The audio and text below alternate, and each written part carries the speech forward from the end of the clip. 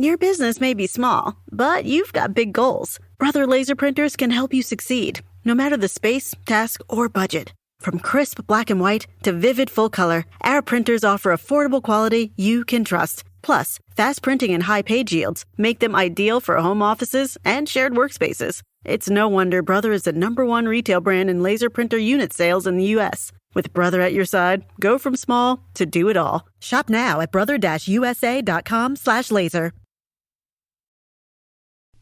The following is a Hoop Ball presentation.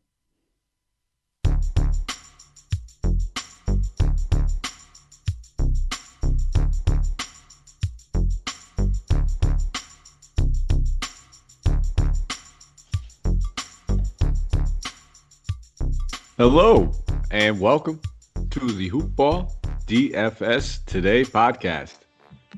I am your host, Mike Apatra, joined by my good buddy Keith Cork. You know what that means. It's Wednesday. We're here. April 7th, breaking down this wonderful card that we have on our hands tonight. We're going to be talking about a total 9-game slate starting at 7 p.m. Eastern Standard Time. But before we get into anything, Keith, how are we doing over there, my good friend? Hey, man, I am doing well. I had some prop bets out here. Obviously, we're recording the night before, but they both hit, and so feeling pretty good about that. DFS lineup looking kind of shaky, but it's all good. We're going to dive into this thing here and knock it out.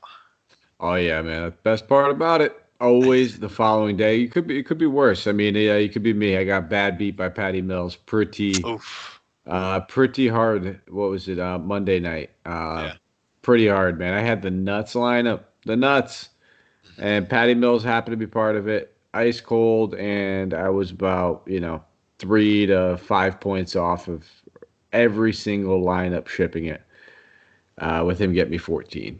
So that hurt, but what are you gonna do? Still ended up being a good night. But we got a nice little card on our hands. But before we jump into anything, we gotta take the quick second, man. We gotta give a shout out to our good friends over at MyBookie. If you guys haven't checked them out, what are you doing? Check them out. You guys are missing out on all their wonderful little odds boost contests that they have going on. It's free money. I mean, if you follow Dan Bespers, you will get the update and the notification at all times when it comes to an odd boost contest over at MyBookie. But nonetheless, it's not too late. They will have plenty more. Head over there. On your initial deposit, use the promo code HOOPBALL, HOOPBALL, and they will match you 50% on up to $1,000. So you put in $1,000, they'll give you $500 for free. You put in $500 for free, they'll give you $500, they'll give you $250 for free. It's free money.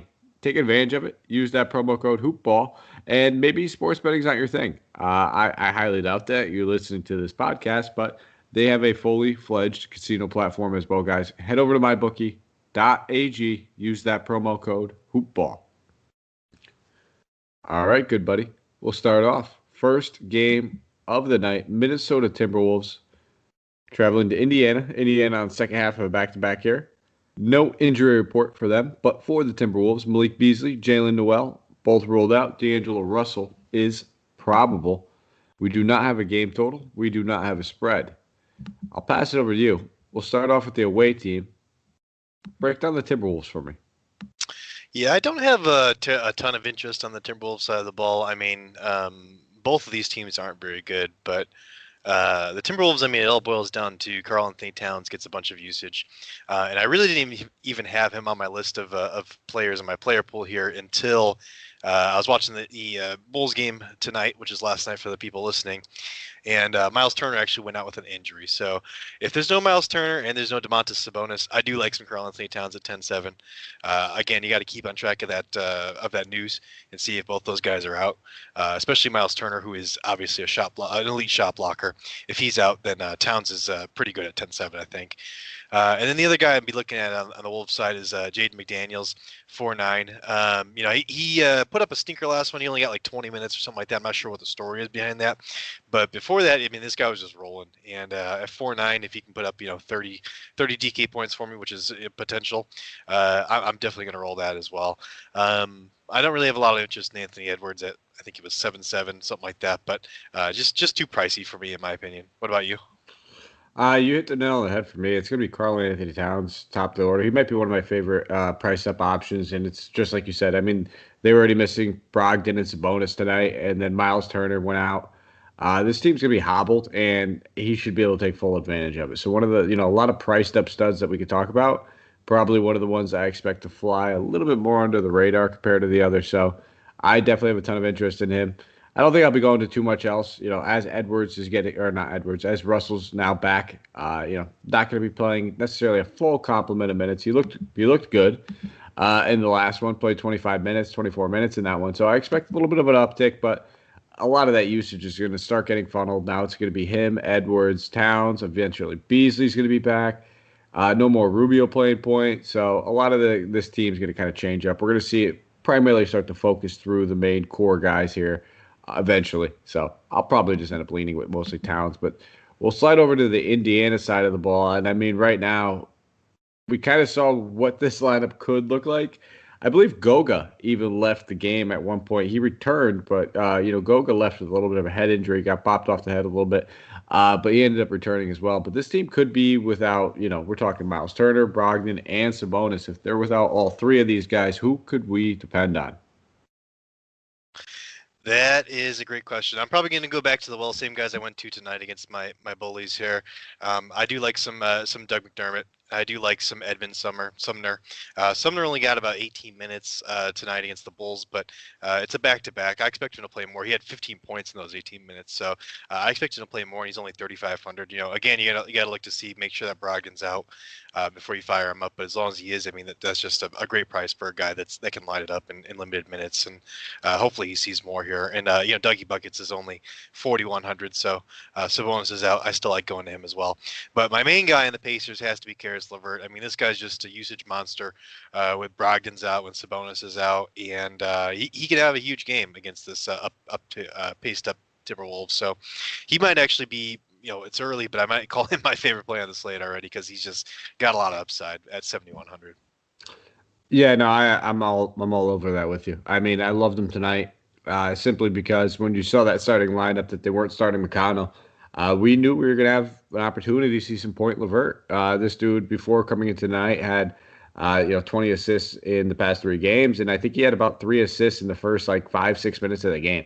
So when we're not seeing the McConnell out there, it's going to be point LeVert. So those are the two guys that I gravitate towards the most when I see it, especially that there's no Brogdon, and that the ball handling is going to get passed off between these two guys. The fact that there's going to be no Sabonis possibly as well just means all the shot attempts are pretty much going to get funneled straight to LeVert, and the ancillary pieces are going to go towards guys like you said, Sumner as well. I like those 3 guys for sure. If there's no Turner, if there's no Sabonis, we'll probably see a starting front court of, like you said, Dougie Buckets, and whether it's Goga or possibly Jakar Sampson at center. Jakar Sampson, I probably want nothing to do with. If it's Goga at center, even if it's in 20 to 25 minutes, minimum salary type guy, you could easily pay that off, especially if he's, like I said, starting center. I don't know if he'll double-double, but there's worse you could do at mid-salary. So those are the guys I'm really looking at. I'll have probably a decent amount of shares of these Indiana Pacers teams, so we'll have to wait and see what that starting lineup eventually looks like. But you ready to move on to the next one? Yeah, let's do it. Washington Wizards traveling to Orlando, taking on the Magic in this one. For the Wizards, buckle up. Cole Anthony, Kem Birch, Michael Carter-Williams, all questionable. Markelle Fultz, Gary Harris, Jonathan Isaac, Otto Porter Jr., all ruled out. On the Wizards side of things, Rui Hachimura, Robin Lopez, Bradley Beal, they are all questionable.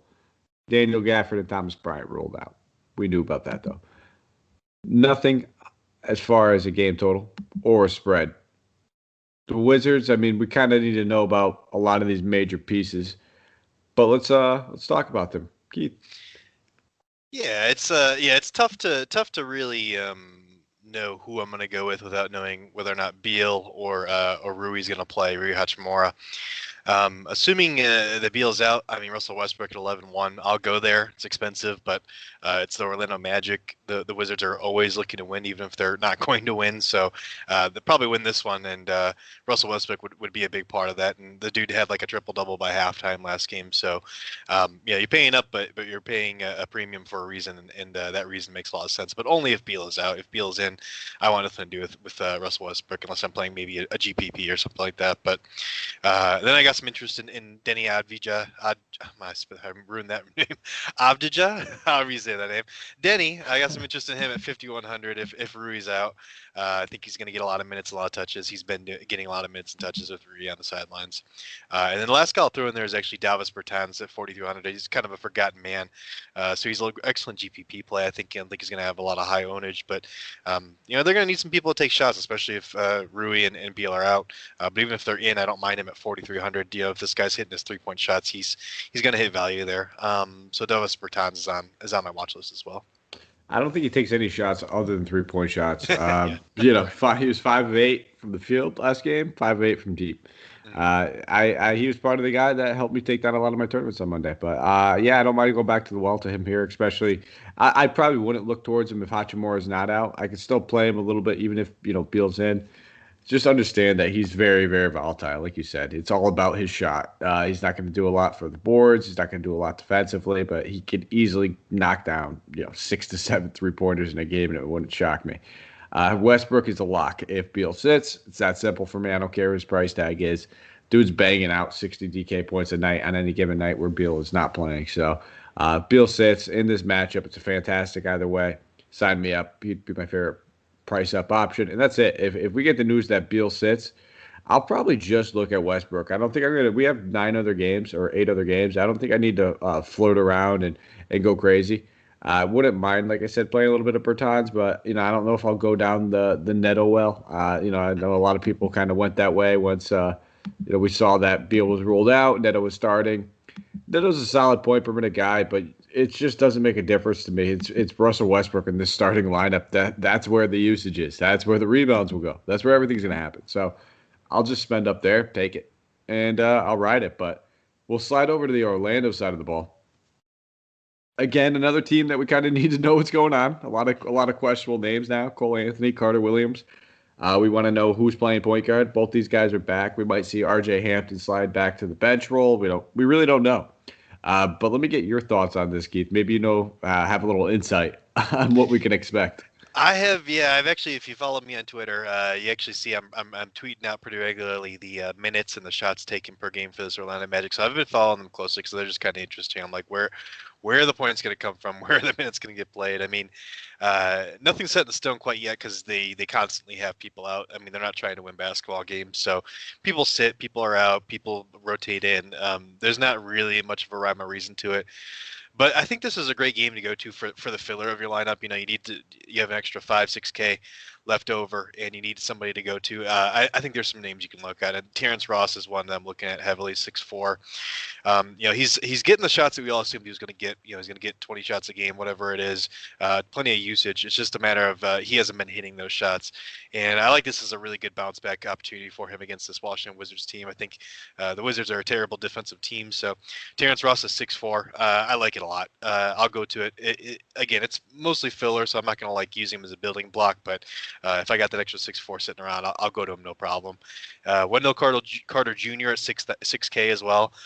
This guy's just been lighting it up. I feel it feels like fool's gold to me. I'm not high on it. This might just be the crotchety Bulls fan in me just talking because I watched this dude play with my Chicago Bulls and he was just so awful. It's hard for me to believe that he's just going to pop off continually. I think he's going to have some off games. So I don't necessarily know if I go there, but it's not a problem for a filler option. And then Chuma Okeke at 5,800. I mean, this guy's getting plenty of usage also. 5,800 is a fair price point for this guy. Good filler again, not somebody I'm going to use as a building block. Yeah, I mean, I'm kind of maybe it is the Bulls fan in you that doesn't like Carter Jr. I think this dude looks like he got like rebirthed over there. He looks like what you guys wish you had and hoped you had when you had him. And I don't think a lot of it is to anybody's fault. I think a lot of the damage was done in the previous seasons before Donovan got there.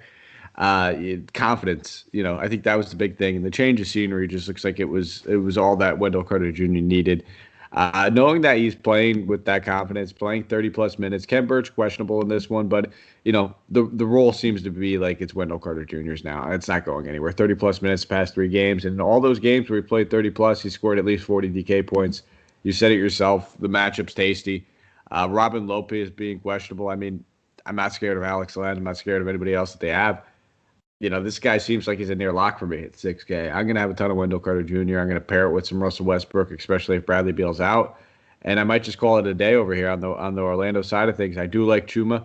Over the past 4 games, this dude's done nothing but pay off his value. 30-plus points over the past 4 at 5,800. That's returning value, so I don't mind looking there. And with this whole guard situation, I don't think I'm going to mess with it. And I think you said it perfect. Terrence Ross, if he rounds your lineup out, or if you want to take a shot at him in a GPP, why not? He's going to have the shot attempts. He's very scoring reliant, but when they're falling, he's going to pay it off. That's it, man. That's the breakdown for the Orlando Magic, who I'm looking at. But I think we're pretty similar on a lot of these guys, except for the fact that you are still grudging Wendell Carter Jr. I just, man, maybe it is a confidence thing. I don't know. I honestly haven't watched, I've been watching the box scores more than I've been watching the games, because who the heck wants to watch the Orlando Magic game? So maybe I need to actually watch him play and see how he looks. But for sure. No, man. I encourage it. He looks good. But I mean, I think anybody could if they're getting the usage. Like, I probably look halfway decent if I played for the Magic right now. Next game, that's terrible. I would look awful. New York Knicks traveling to Boston, taking on the Celtics out here. So I gotta get out to one of these games. No injury report for the Celtics. Second half of a back-to-back. Kemba Walker expected to rest though on the second half of back-to-back. Only person of note for the Knicks, Mitchell Robinson. He's rolled out. Pass it over to you, Keith. Talk about this Knicks team. We pretty much know what to expect from this team. Nothing really new as far as the injury front.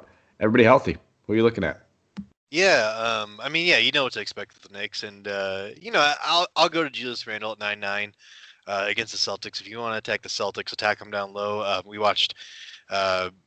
I watched Robert Williams, Time Lord, tonight foul out in 13 minutes and I think it was 49 seconds or something like that against Joel Embiid. I don't know if Julius Randle necessarily has the ability to make him foul that much, but I don't buy Robert Williams being the stopgap here for the Celtics. At the center position, I think they're still going to struggle to defend that position. So Julius Randle at 9-9 is definitely on the table for me. He looked a little hobbled at the end of last game, so it does throw me off a little bit, but I don't mind going to him. So he's not a top player by any means, but I think he's an okay play. I do like Derrick Rose at 4,800 also. This guy's just getting shot up attempts up as he should whenever he gets in.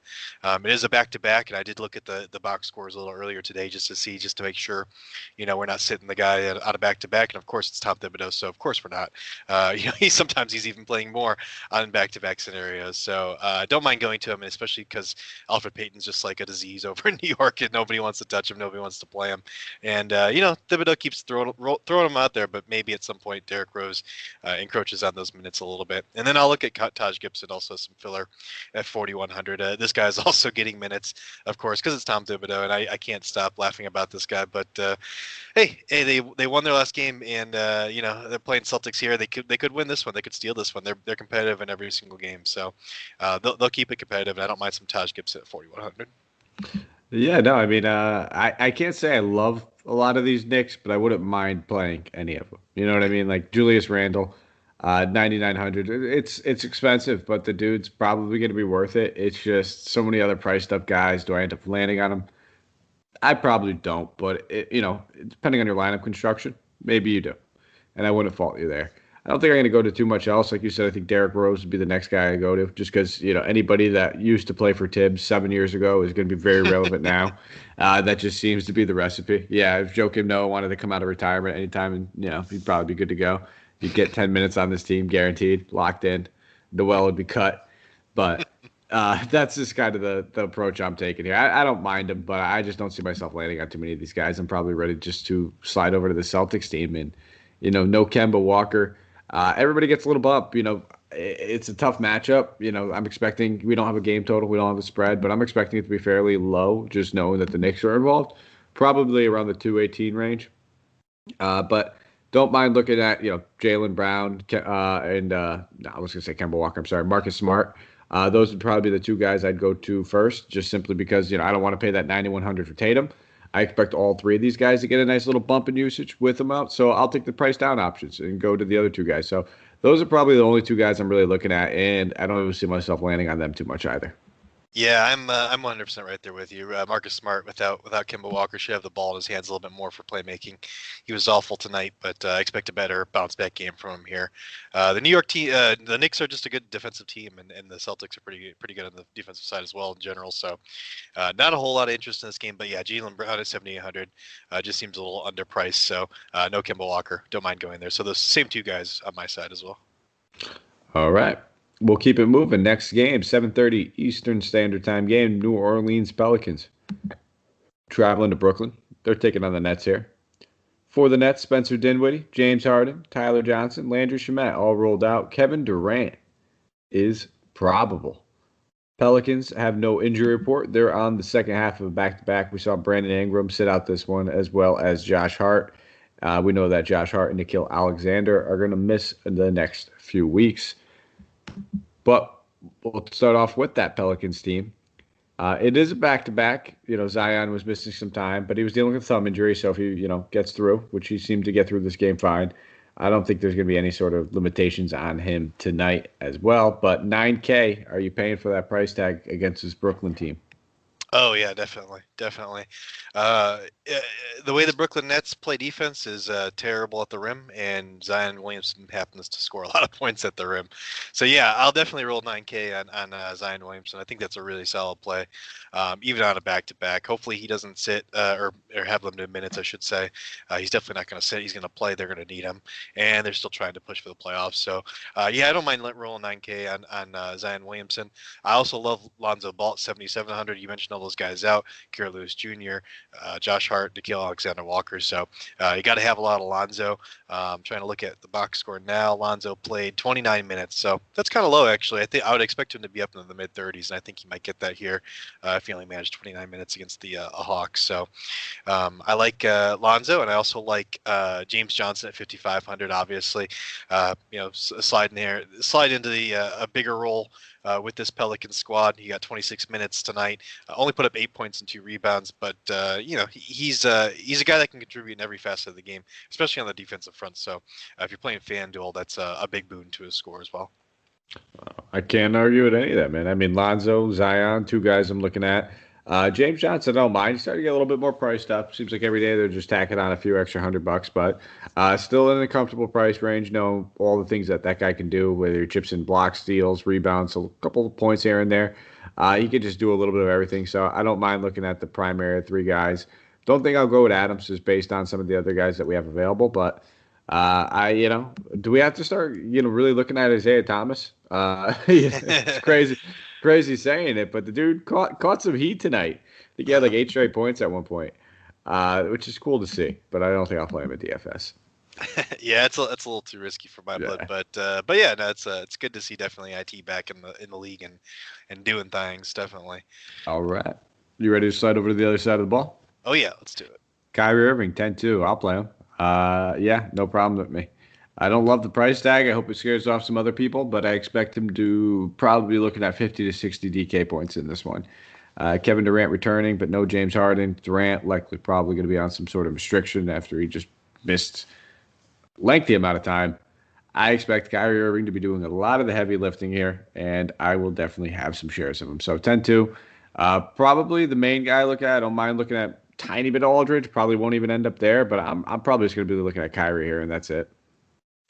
I don't mind going to Kevin Durant, and if I hear he's on a minutes limit, you're right. I'm going to stay away. I haven't heard that yet. I don't know if you have. But if that's not something that's being announced, I mean, this dude sat out for a whole season and a half or something, and came in and just rocked the world. I mean, he put up a casual 23 points in his first game and a blowout win. So I'll go to Kevin Durant 9,200, and I don't like Kyrie Irving at the 10-2 price tag. Like you said, I hope he scares people away. It scares me away. I'm not too into it if Kevin Durant's going to be returning, even if he's going to be limited. But the other guy I'm going to add for the Nets, which I'm a lot higher on actually than either of those guys, is Timothé Luau Cabarro. There we go. TLC, Mr. Luke Carrot, you guys call him, I believe. This guy got 32 minutes, I think it was, last game. When Harden went down, so it's possible that Bruce Brown slides into that and plays a little bit more or something like that. But TLC is only $3,600, so I'll definitely go there. And if Kevin Durant's back in, it only helps guys that are standstill jump shooters like TLC. So I don't mind some TLC at 3,600.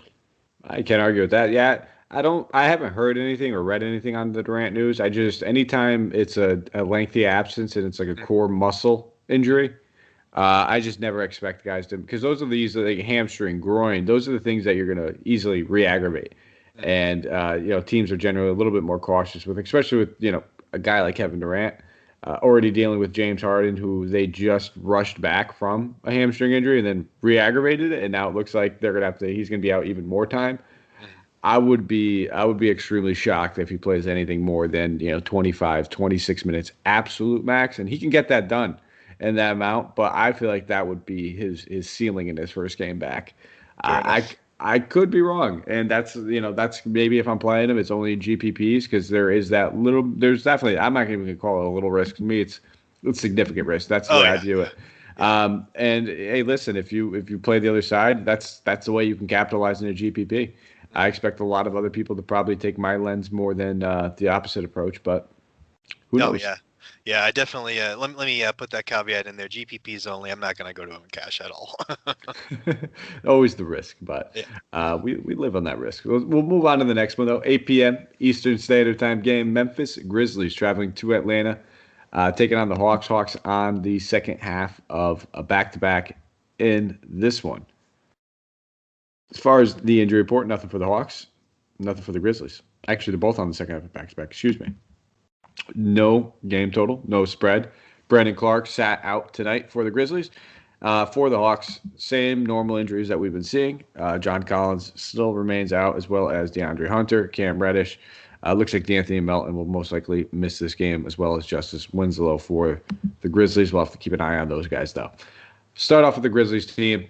Figures just looks like a matchup that I feel like for the past 2 or 3 years, if we ever saw it, we could just be like, yeah, we're playing some guys here. Yeah, definitely. I like this game a lot. I think it's a great game environment for DFS. So I got some names here, and I think these are pretty solid plays. On the Grizzlies side, I definitely like John Morant at 7,100. I mean, that just seems like a rock solid.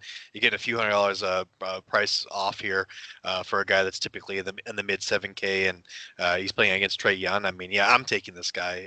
9 out of 10 times. I think he's pretty much a lock for me. I like Grayson Allen. I've been going to him a lot. I've said it last week, and I'll say it again this week. His price hasn't really come up a ton. He's at 4,900, and I think you said last week he's pretty much a lock for 26 plus minutes when he's healthy and playing, and seems to be the case. So I'll go there for sure. And then I'm going to add some Tyus Jones also at 3,300, which I think is a fantastic bargain price for a guy. Like you said, no D'Anthony Melton for this one. I expect him to get at least 20 minutes, hopefully closer to 25 in this one. And he's more solid than Desmond Bane, I think. Desmond Bane's a little bit too reliant on his shot for my taste. So Tyus Jones at 3,300 seems like a better play to me. Okay. I can't argue with anybody. So, for me, I kind of want to see what's going on with Brandon Clark. If Brandon Clark misses again, I have no issues going to Kyle Anderson. I always like looking to Kyle Anderson whenever I know he's going to be playing the 4. Just gets a little bit more of that rebounding upside, which I definitely look at. I think we actually were talking about it in the Discord that day when we found out Clark was out against the Jazz. I was like, oh, we could look at Kyle Anderson. I checked the schedule. I was like, oh, no, never mind. He's playing the Jazz. But in all reality, against that tough matchup, he put up 40 DK points. So I'm going to stick tried and true. And if Brandon Clark's out, I'm probably going to have some shares of Kyle Anderson, knowing that he's going to slide over to that power forward position. And then I don't mind looking at Grayson Allen. Like you just said, he'll probably play more than 26 minutes with D'Anthony Melton out. If the game stays close, we're probably looking at anywhere between 28, 33. So I'll have some shares of Grayson Allen, and I think that's probably where I'll leave it. But if you want to play John Morant and Jonas, both these guys are in absolutely fantastic matchups as well. I mean, this is just a lights out matchup for all these guys. They're both priced appropriately, 7-2, 7-1. I don't mind paying either one of those price tags. John Morant getting a tasty matchup going against Trae Young. He dropped 44 DK points on this team earlier in the season. So if if you want to look that way, I have no issues going there. And I mean, I can say just as well, nice things about Jonas. He put up about 40 DK. I think it was 38 when these two teams matched up earlier. So both those guys are very much in play as well. We could look at 4 guys on this Grizzlies team, in my opinion, and you can even spread it out a little longer, and I wouldn't argue with you. But we're probably going to want to run it back. If I'm looking at 4 guys, on this Hawk side, Trae Young, back-to-back, 8,800. Had a really good bounce-back performance tonight, compared to that awful shooting performance he had the night before where he could not knock down a three-pointer. Dude's 8,800. I have no issues looking at him here. It's just one of those guys where if you're not spending up and you kind of want to take that pivot approach where, we should have value. If you wanted to play 2 studs, it shouldn't be an issue. But if you didn't, you want to kind of spread it out and play 1 stud and 2 of these guys in like the 8K range. Trae Young would probably be one of those guys I look at. 52 DK points in the matchup earlier in the season against him in 35 minutes. Scored 36 actual points against him. So 8,800. I will take some stabs there. Outside of him, it's probably just going to be Kevin Huerter for me. 5,100. He started. He played well tonight. This team was just knocking down all their 3-point shots and kind of clicking on all cylinders. He's a guy that always kind of remains to fall under the radar. But bottom line, with no Cam Reddish, no John Collins, no DeAndre Hunter, this dude's going to have to just continue to score for him and kind of step up. So I don't mind looking at him as well. Yeah, those are all solid. The one guy I'll add on the Hawks side is Gallinari at 6K. I don't mind going there. It's a little expensive there, so if you can fit him in, then great. It's kind of more filler as well, instead of somebody I'm going to right away. But this guy got 12 shots a couple games ago in 36 minutes. Only got 8 shots last game. He hit 63% of those shots. So if he gets those 12 shots and he actually has a good shooting game, because he only shot 42% that game, he got 12 shots, but he's put up 36.5 and 39.5 DK points in the last 2 games. So a mid 40 DK game is not out of the question, and so I like it. I like Dano at 6K. All right. We'll keep moving to the next game. Dallas Mavericks traveling to Houston, 8 p.m. Eastern Standard Time game, taking on the Rockets here for the injury report. We'll start off with the Dallas Mavericks. Buckle up. It's a doozy. It's a doozy. Max Kleber, Kristaps Porzingis, Trey Burke, all listed as questionable. Willie Cauley-Stein, J.J. Redick, and Tyrell Terry are ruled out. And these guys, I don't know, they're not going to check in anyway. But Josh Green and Tyler Bay, they are available. On the Rockets side of the ball, Avery Bradley is probable. Dante Exum, Eric Gordon, Daniel House Jr., David Nwaba, all ruled out. John Wall is questionable. So I believe last I saw, Kristaps and John Wall, I think, are both expected to play in this one. To what capacity? We'll find out. We'll probably find out closer to tip. But they are expected to play. So, Keith, I'll pass it over to you. Talk about the Mavericks for me. Yeah, well, I'm going to talk about your team. Okay, well, I guess I get the go-ahead here. No, I like Luka. Don't say nothing bad, though. That's why this is best, man. Yeah. No, that's why I'm putting Luka on here. I hate him, but I'm gonna put him on here because of you. No, I'm just kidding. He's solid. 10-9. I think he's probably the safest guy to spend up on the slate. It's a Rockets team. Even if John Wall plays, it doesn't scare me away off Luka Doncic, and he's just gonna have the ball in his hands the whole time. So 10-9, I don't mind paying that for him. But I'm probably even higher on Kristaps Porzingis at 8,600. I did see that he is probable, so I can confirm that. Closer to probable, so obviously we got to keep a beat on it and make sure he is playing. But 8,600, you said it before. Porzingis really just feasts in matchups where they don't have a big a guy to guard a 7-footer that can really score in the mid post, and I don't think the Houston Rockets really have that guy. So I think Porzingis feasts in this matchup, and 8,600, even though the price tag's pretty hefty, I'm willing to pay it. I think it's a great play. And then I do also like some Josh Richardson at 4,800. He's a little cheaper than some other guys in that mid 5K range, and he's capable in this matchup of putting up some very solid numbers. So I'll put those 3 guys out there for the Mavericks. I don't mind talking about my Mavs. The more you mention, the more I like you. So, but just simply for me, man, I think it's just Luka, though. That's the only guy I'm really looking at 10-9. I don't mind Porzingis. 8,600 is a little bit expensive for me compared to some of the other guys we've talked about. And, if I probably rather spend the $200 on Trae Young. I know it's a different position. Or I'd rather just spend up on, just get up to that 10K mark. So find my way up there. We have some value. I just don't, necessarily listen. If this game stays close, there's no chance that Luka does not hit value. It's that simple. That's the only thing that would get this out of control is if the Mavs are up 40 points going into the fourth quarter. And even then, Luka would probably still have 45 to 50 DK points. He's not going to burn you. He seems like he's just a great option here. I'd probably still lean Westbrook if there's no Beal, but I love both those guys, and I'll have plenty of shares of both of them. On the Rocket side of things, John Wall expected to come back in this one, and I don't want to play a single person. It's that simple for me. Wow, that is simple. I've got some interest on the Rockets side of the ball. Like you said, yeah. If John Wall comes back, I don't have any interest in Christian Wood at 8,600. If John Wall's out, I do have some interest in him. Got some interest in Jayshawn Tate at 6,500. I think it's a little bit expensive, but he seems to be solid. Seems to have a very big role. And I'm always going to go to Kelly Olynyk at 5'9". I just think he still does a great job of spacing the floor for Christian Wood. So I don't mind going to those guys. They're pretty low on my totem pole though, and there's probably better filler out there. So I probably do side with you. Have some interest, but not a lot of interest. Yeah, Kelly Olynyk would be the one guy I could stomach, but with John Wall back, I want nothing to do with Kevin Porter Jr. at that price tag. He's no longer playing point guard. Yeah. The usage is, Tate feels a little too expensive. Wood feels a little too expensive. Dallas's defense, as bad as it was early on in the season, they stepped their game up. They've been secretly one of the best defenses over the past month of the season. So you can't really necessarily just sleep on them as much. Granted, Kleber's questionable. They're missing some of their better defenders, but I'm not sleeping on them as much. I can't. I guess I never was. They're my team. Even when they were terrible, I was trying to tell people they were good. But that's it. I'm not really looking to attack them necessarily. Mm-hmm.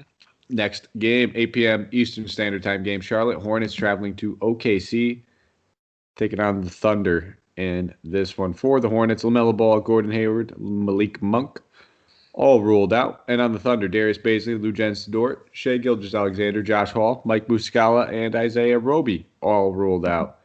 We finally got some game totals. Oh, I lied. We had one before, and I didn't mention it. Memphis Grizzlies, Atlanta Hawks. I apologize. 229 game total. Hawks are favored by 2 in that one. I do apologize. In this one, we have OKC, Charlotte Hornets now spread. 214 game total spread. Hornets favored by 4.5 points in this one. So I'll pass it over to you with this Hornets team missing 3 of their primary offensive forces. Who are you looking at? Yeah, I mean, those guys you mentioned, Gordon Hayward, LaMelo Ball, Malik Monk, I mean, all those guys take a metric crap ton, I'll say, of shots. They just have a lot of usage. That's a lot of usage to trickle down to the other guys. Terry Rozier at 8,400. That's a steep price tag, but up against this Thunder team, I really don't mind paying, and I think he's probably going to have a decent game as long as he's not Scary Terry and missing a ton of shots or something. Devontae Graham at 6,900 also seems solid. Going to get that usage. Going to get plenty of looks. Again, it's kind of a steep price tag, so these aren't guys I'm looking at first right off the bat. But if I can fit them in, it's great. And then I do like some Miles Bridges. That's probably my favorite play on the Hornets side of the ball at 5K. Anytime that Gordon Hayward is out, Miles Bridges does slide into some more minutes there, and he's got some more usage. So I'll play some Miles Bridges at 5K for sure. Yeah, I think you can look at a few of these guys. I think it's going to be a very fantasy-friendly game. Just despite, I guess it's not like a low total in any way, shape, or form, but I expect a lot of fantasy friendliness in this one. I don't think I'll pay the 84 for Rozier, but if you want to do it, I don't mind it. I'll probably look more at that mid-tier range, like you said, Bridges, Graham, and I think PJ Washington. All 3 of these guys are very much in play. All 3 of them had pretty good games against this team. We can expect high usage from all of them. No really scary defenders necessarily. Moses Brown, the baby Gobert down there himself. Yeah, he's a force to be reckoned with. But there's mismatches. They're in all ways, shapes, or form on both sides of the ball. So I think all 3 of those guys are definitely in play. Do I end up with a ton of them? I might end up with a little bit. If I had to pick one of them, I think PJ Washington would probably be the guy I lean to the most, just based on ownership and a lot of other things, potential upside in this matchup. But that's it. And on the OKC side of things, I think we almost know what to expect until once eventually some of these bodies come back. Being Dort and Roby and those guys, but I think we know what to expect here. So for me, it's if you wanted to go to Moses Brown at 6,700, sure. I kind of jumped off that bandwagon, probably about a week ago. I don't think I'm going to go to it again. It's a great matchup. No real big on this team can stop him, but he's not necessarily an offensive guy either. You're really hoping for a really big rebounding or really big defensive game for him to return that 6x value. So I don't think I'm necessarily going to go to him in this one. I'll probably just take a pass. If anything, I'm going to go look straight to Pokemon, Maladon, and anything else that rhymes with Don on this team that they possibly have. No, and maybe a little bit of Svi Mikhailic too. All those guys in that nice little 5K range. Those are the guys I look at. Probably Pokemon's being my favorite option out of all of them. Just the usage this guy's been having over the past 2 weeks is just out of the world. It's been a floor of about 20, 25 points and the ceiling of 35, 40. Yeah, absolutely. I'm right there with you. Alexei Pokashevsky, Svi, and Theo Maladon. I'm not even going to try Svi's last name because I will butcher it. So, all those guys, when I'm talking about filler, these are like the top tier filler here. I'll take two of these guys over two of the previous guys I mentioned pretty much any day. But if you like some of those other guys more, I can't fault you. But yeah, I definitely think I'm highest on Alexei Pokashevsky. I'm hoping they don't slide him. They slid him a bit more to the post last game, and so his assists really came down. So I'm hoping they let him have the ball in his hands a little bit more to create, which is where he really flourishes. And then Svi's probably my second favorite play on this slate, or on this Thunder team, and 5,500 just a really decent price tag. Yeah, I mean, guys got to shoot. Yeah. Shooter's going to shoot. Shooter's going to shoot, that's for sure. All right. We only got 2 games left. We'll keep it sliding on, though. Next game, San Antonio Spurs traveling to Denver, take on the Nuggets in this one. For the injury report, the wonderful injury report. The Spurs, Keita Bates-Diop, Trey Lyles, Lonnie Walker, all ruled out. DeJounte Murray is questionable. Nothing for the Nuggets. Second half of a back-to-back. They took on the Pistons tonight. No game total. No spread. Talk about this Spurs team for me. Yeah, the Spurs team, man, they've been playing pretty good basketball, and it's hard to see them beating the Nuggets, but I think they're going to keep this competitive. So I think it's going to be we got to thank them a little bit because they're going to give us 4 quarters of Denver Nuggets players, I think. So so I think it'll be a close one. I do like some DeMar DeRozan at 8,200 if DeJounte Murray ends up being out. He's been a facilitator, the main facilitator on the team all season. He's got more assists than Murray on the season. So if Murray is out, he has a potential to have even more. I like Keldon Johnson at 5,600 as well. He had a 20-10 game the other day, and I think it was 13-10 last game, something like that. But he's getting plenty of shots and plenty of opportunity and grabbing plenty of boards, so he seems pretty safe at 5,600. And I do like some Patty Mills if Murray's out as well at 4,400. I know he burned you last game. Apologize. Don't for even that. say his name. Yeah, don't even say his name right now in the podcast. No, okay. I'm just gonna cut him out now. No. I do like him though if DeJounte Murray's not in. To step into that. He might not start, but he'll probably play 25 to 28, 30 minutes, and he's usually pretty solid. take 4 shot attempts for like the first time in a 4-month time span. Right. No, I actually do like Patty Mills.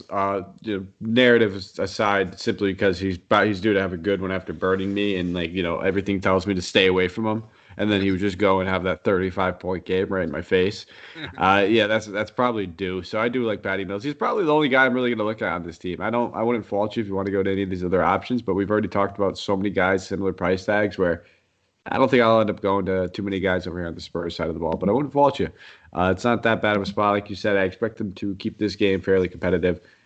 Sliding it over to the other side of the ball, where does Jokic stack up to, I guess, compared to Westbrook and we talked about Kyrie 10-2 and then Doncic at 10-9. If you had to rank like those 4 guys, how would you do it?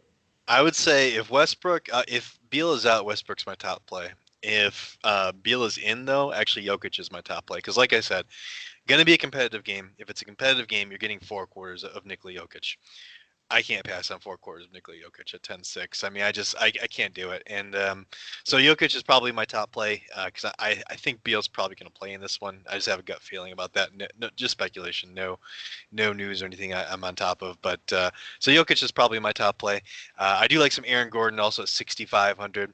And I'll round it out with some Monte Morris also at 3,700. If Jamal Murray doesn't play, Monte Morris at 3,700 is probably a lock for me. If Jamal Murray does play, he did start for Jamal Murray obviously tonight. But if Jamal Murray does play, I still would give Monte Morris a look at 3,700. This guy was playing in the minutes in the 30s before he went down with an injury, and he's coming back and he just started tonight. I haven't looked at his minutes, but I'm guessing he probably played at least 25. So I'm gonna look right now. Yeah, check that for me too, because that's something I'm definitely interested in. Because I would obviously love Morris as well. You can't go.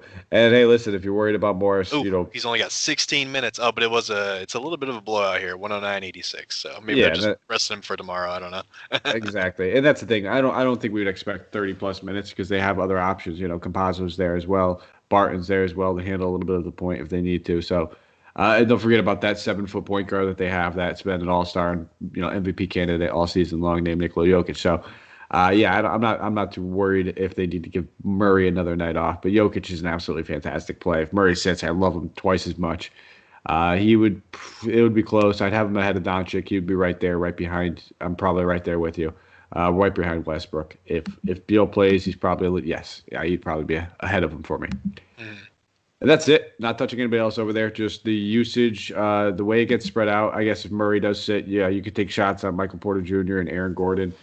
Both those guys at fair price tags, but I would just probably just go straight back to the honey hole and go right to my boy Jokic.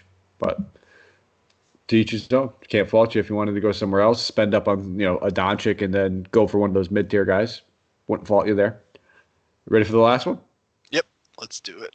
Utah Jazz traveling to Phoenix, take on the Sun here. Abdul Nader, only guy out for the Suns, and for the Jazz, no one worth noting.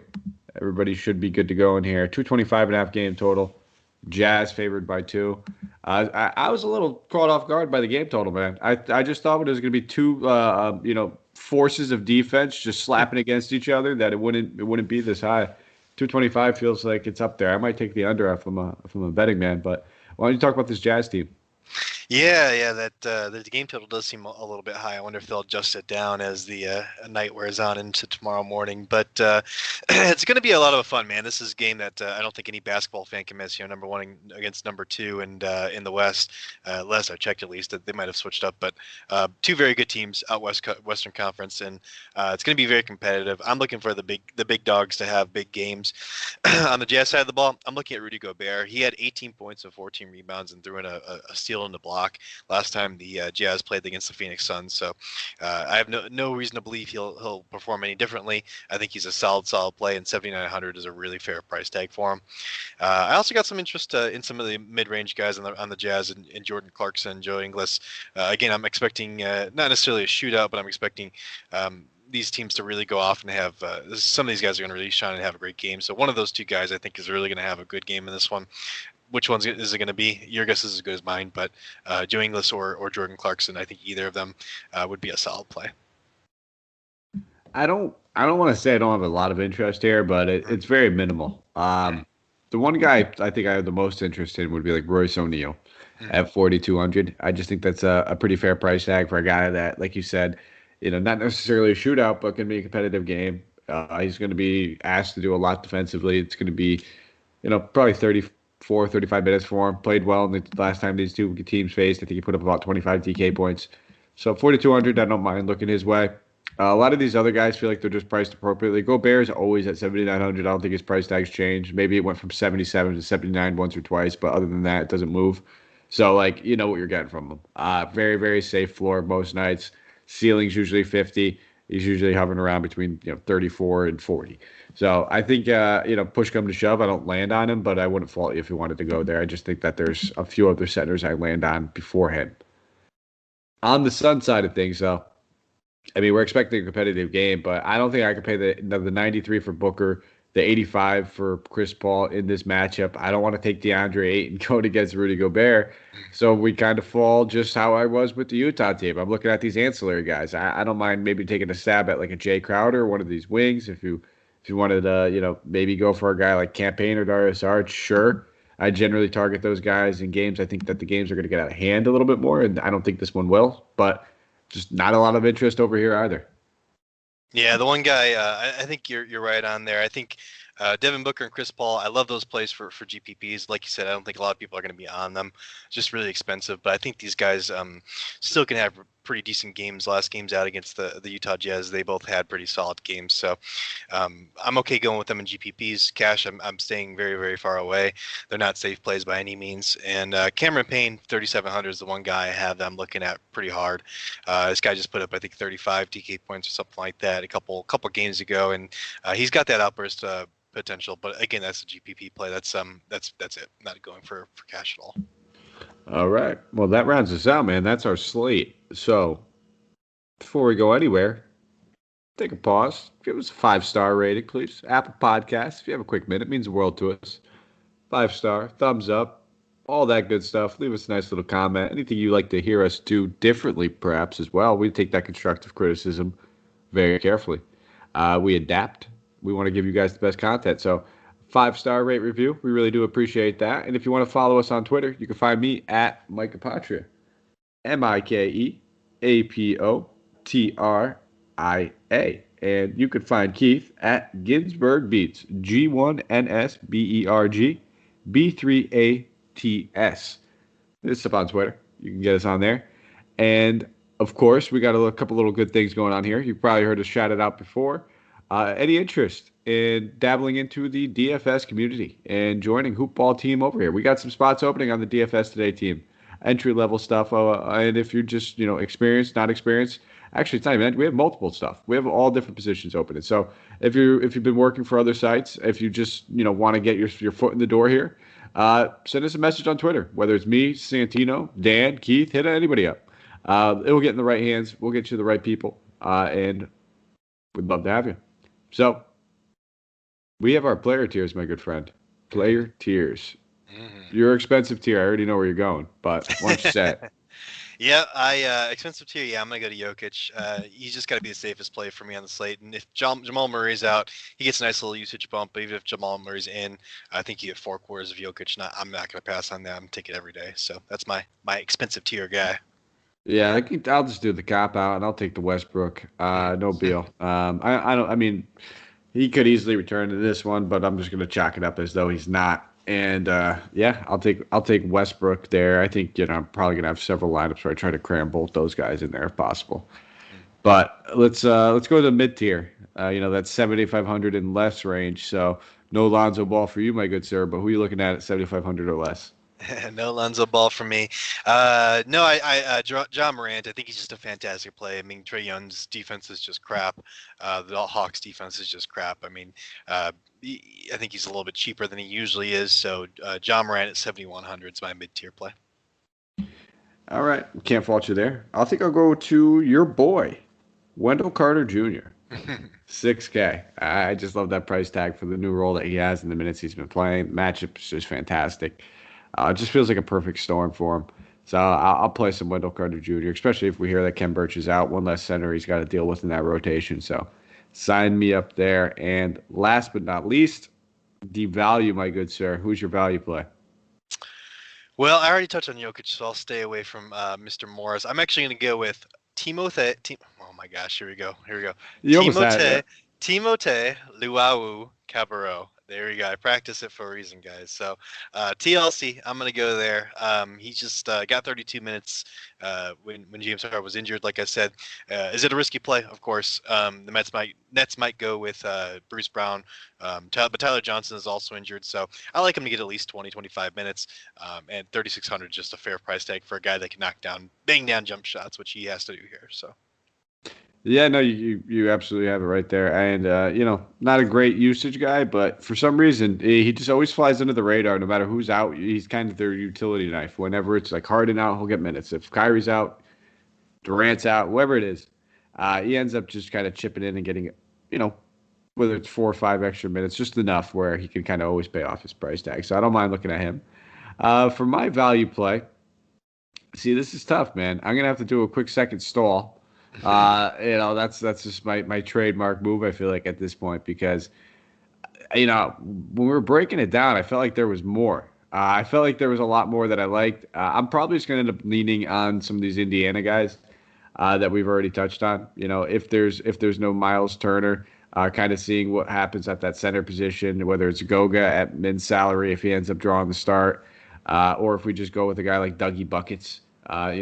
under 5K at power forward. He'd probably even get an increased role, have one of those chances at seeing 8 or 9 rebounds hopefully in that game with no Miles Turner either. So I'd probably end up leading there. It just feels a lot secure. I don't have to take too much risk with that value over there. I know that there's going to be a ton of usage and minutes to just get piled around, but I also anticipate that we have some more that kind of shows itself as the day goes on. But oh yeah.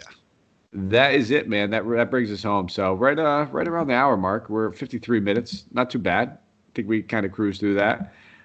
Anything else you'd like to say before we get out of here? No, man. Let's go Bulls. That's what I gotta say. Yeah. That's it, man. So sorry, go Bulls. And then again, if you guys have a second 5-star rate review, follow us on Twitter. And don't forget, this Friday, Hoopball DFS listener contest. So we'll have our pros in there. Any listeners, there's only 25 entries in the contest. Unfortunately, DK does not allow us to make it until Thursday night. So once that happens, we will make the contest. We will be tweeting it out all over the place. Jump in there. There'll be some goodies. And best of all, you get to just kind of smoke some of the pros that we got over here. What's better than saying, hey, you stink, I beat you. Talk your junk on Twitter. Yeah, that's the best part. Go follow us on Twitter and then talk your junk after you beat us. Nothing better. But that's it. Thank you guys for listening. We'll be back tomorrow. I'll be with Santino.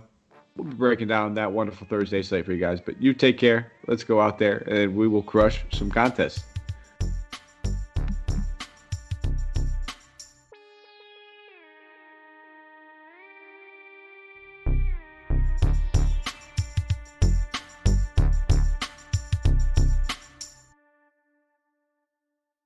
This has been a Hoop Ball presentation.